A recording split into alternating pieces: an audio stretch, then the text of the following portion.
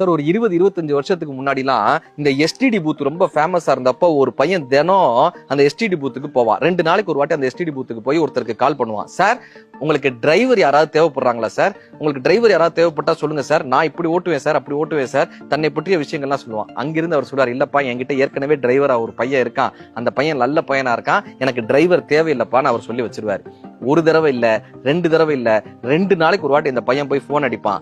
அந்த டிரைவர்கிட்ட ஏதாவது பிரச்சனை இருந்தா சொல்லுங்க சார், நான் ரொம்ப பணிவான பையன் சார், நான் எல்லா வேலையிலும் செய்வேன் சார், அவர் ஏதாவது ஒரு குறை இருந்தா சொல்லுங்க சார், நான் வந்து அதை சரி பண்றேன் சார். இவர் எவ்வளவோ சொல்லி பார்த்தும் கூட அந்த முதலாளி அதை ஏத்துக்கவே இல்லை. என்கிட்ட ஒரு பையன் இருக்கான்ப்பா, நீ போயிட்டு வாப்பான்னு அந்த போனை வச்சிடுவாரு. இப்ப இந்த எஸ்டிடி பூத்துக்காரர் கேட்டாராம், உனக்கு வேலை வேணுமாப்பா, ஒரு டிரைவரை நான் வேணா இன்னொரு இடத்துல சேர்த்து விடட்டுமான்னு இந்த எஸ்டிடி பூத்துக்காரர் கேட்டிருக்காரு.